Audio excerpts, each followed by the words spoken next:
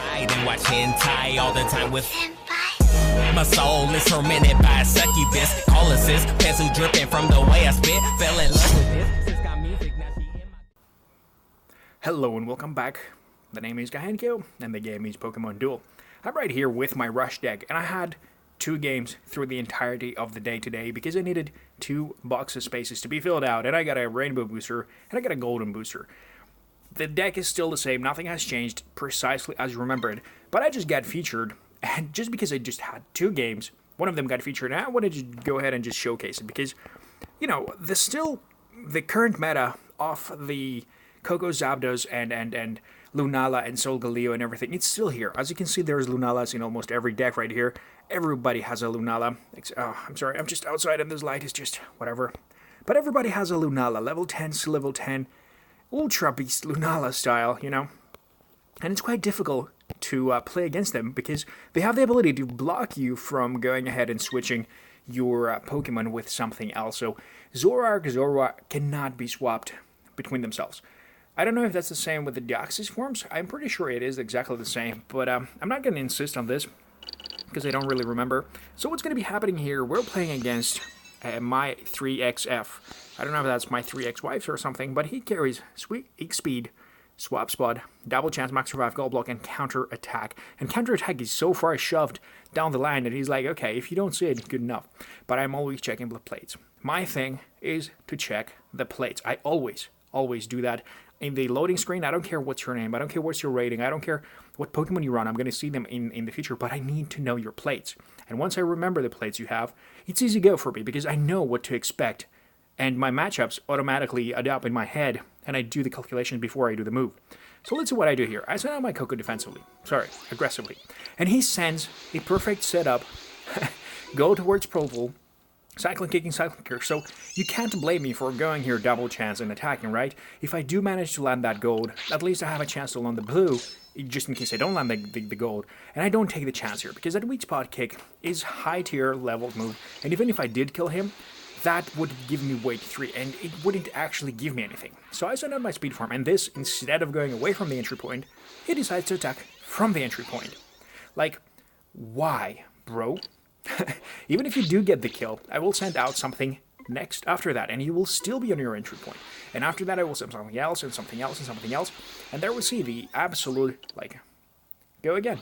And either he doesn't know what Zoroark does, or he hopes that I land my 111 because I did scale the cube that I got from the gym to 111, just this once. I don't know why, because 90 seems to be underrated in any case, but boom, just a forfeit win in under 10 turns. And this has been happening quite often.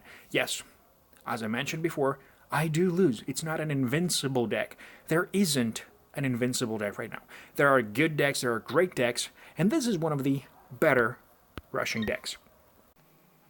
In fact, it's so good that many people have started running a rush deck. And we can even see here and Ruiz. By the way, I did turn off the camera because I went from outside to inside because it's freakishly cold. And we're going to watch this duel right now. I haven't watched it myself, so we're going to be both witnessing how other people are playing the idea of the rush with 2 speed forms, Zorua and Zoroark. I don't claim that I came out with the idea because it's pretty obvious. Stating the obvious is kind of stupid, but it works for me, so why the hell not, use it, right? We're going to see the rush of the speed form. Typical stuff right there. There's going to be the defense of the Coco. And it's going to be a free entry for Ruiz, which is good enough. He doesn't mind. And we're going to see the deployment of the Lunala. Right about now, what happens now? The Gengar. So he wants to go Mega Gengar. And there's going to be the Cyclone Kicker that can potentially knock the Gengar out. And that's good enough. I mean, he's going to go Gengar, right? He's going to go ahead and attack right there. Or maybe not attack, maybe bring something else on the field, which is, relevant. So there is going to be an attack. There is going to be the Will-O-Wisp towards the Abyssal Grip, which brings the Abyssal Grip to 71 damage. Still not enough for the Lunala to kill. Even though there's still a double chance Cyclone Kick that could potentially occur, and that was a great play from Aki to bring that on the field, because there's still a miss, there's still a 2-star purple, and boom, there we go, the dodge, the crucial dodge, paying out the Cyclone Kick. And the rush is basically stopped, because there is still a Blaziken now on the field The 4-star purple, absolutely annihilating. I didn't check the plates. Let us go ahead and check those real fast. Yeah, he has the Mega Blaziken thing because it just popped out right there. And this double chance max revive, counterattack, and Septolite. Okay, this is a deck pretty worthy of the name, Septolite. And then we're going to see the X attack towards a Coco. This is a desperate attempt, frankly speaking. There's still a Zoroark on the other side. I don't know how much I like this play, but there's still yes. That's what I was gonna say. The potential of the Sucker Punch. Zoroark loves Sucker Punch. Everybody knows it. So a double chance on the Sceptile. Correct play right there, because one stealth hit and boom, you have yourself, you know, a goal blocked pretty much. But it's gonna be straight out kill, because that is now not available to be swapped with the Zoroark or the Zorua since it's already attacked.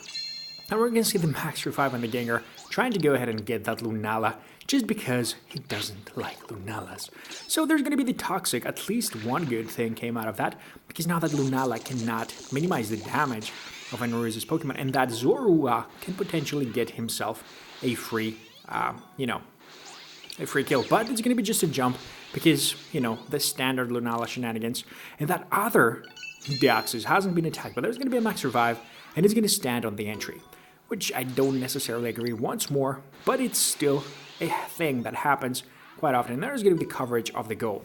I didn't check the Ruiz's plates, but this rush video is taking way too long. Swap spot, double chance, scoop up. So there was a swap spot, but there was still a Coco in the middle. Still though, the rush, it's not supposed to be this long. If you rush, you're either rushing, and then, you know, you kind of give up a little bit, because unfortunately, if you don't manage to finish it up, finish the job, it's going to be hard for you. It's going to be really hard. Don't grab that entry. No. Good job. Don't grab that entry. That was not going to be a correct play. And we're going to see there's not going to be an attack. All right. There's going to be a double chance, though, towards that Lunala. He wants to get it done. He doesn't like that Lunala. Hopes to go, you know, gold against purple, but it's going to be tough. It's going to be tough. He now has to get it. And he's gonna get it. Oh, wow. That was an amazing play right there. Lucky RNG in Ruiz's favor. Well played, though. That was something that he needed to get in order to advance. Great play with the Zoroark on the entry. And now he has to do something about it. He either got... Yep. Speed form, scoop up. Relevant or irrelevant. I would go ahead with the Coco, frankly speaking, and then try and attack with my Zorua, trying to kill that other Coco. But right about now, he's happy with what he gets.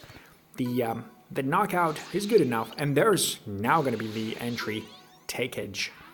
And I don't know right about now. Right about this, it's very difficult to agree or disagree, because now Zapdos can go ahead and advance. And if you attack with that guy, then your speed form won't be able to deflect. And Sucker Punch is about as good as ever. And now there we go. The Zapdos is trying to go ahead and surround. I would attack though, because there's still not the eligibility to surround, and the wall charge towards a Sucker Punch is gonna keep this game going for just a tiny tid longer. That speed form should have attacked the Coco though, but he's gonna go for it, and unfortunately the Psych against a 50, almost not enough. And this is a rush deck shut down. I didn't see this video beforehand, but there were a few misplays. So ultimately what I'm trying to say here is that Ruiz is a great player, no doubt there. We have seen him perform amazingly. And this was just unlucky rolls now and there that didn't happen in his favor, that do happen to anybody, even me. Sometimes I get such bad rolls that, you know, you don't expect it, but out of the blue you're losing so hard and it doesn't come back. If the enemy has a Lunala, I'm sorry, a rush deck is pretty much shut down. But where I'm ultimately taking this is that everybody can build a deck, but it doesn't suit everyone. And I'm not bushing on anybody, but I just want to say that don't go ahead and categorize the decks by the plates or the whatever else you got, because that's not how this game works right now. This game works by Pokemon countering other Pokemon.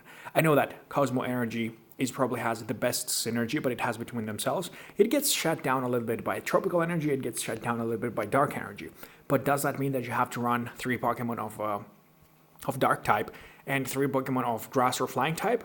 Well, absolutely not. But if you are meeting a lot of Deoxys on your randoms, yeah, you do. Right about now, it's not a thing. The Deoxys era has officially ended. It's Lunala Solgaleo era.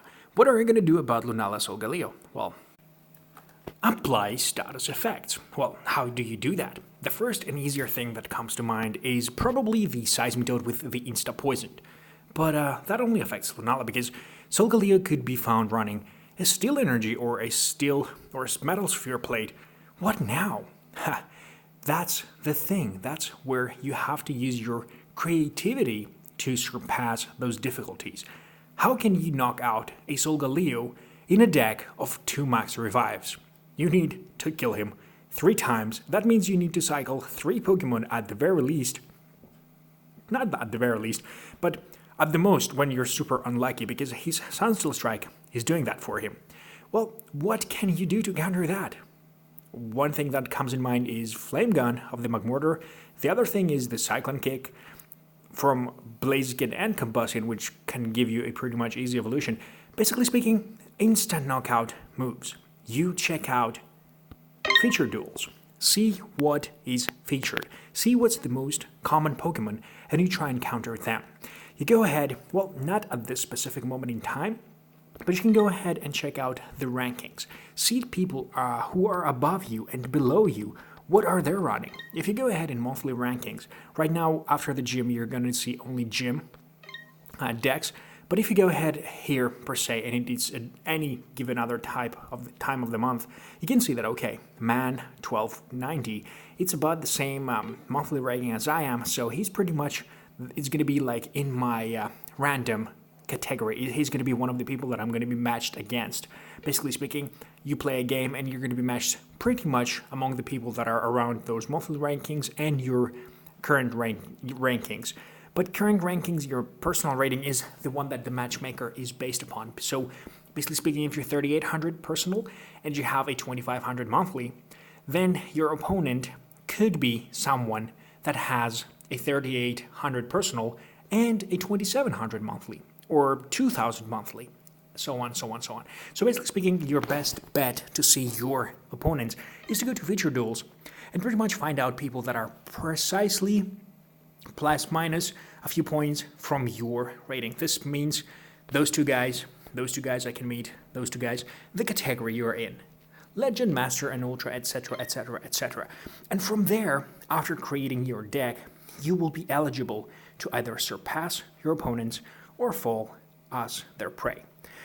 As for this video, I'm done for today. Hopefully you did enjoy, because I ramp quite a lot, and if I keep on talking, I will think of other things to go for. So I rather wrap it up right here. And yeah, pretty much it. If you enjoyed this video, put a like down below. If you are not a subscriber, consider subscribing. And as always, have a nice day.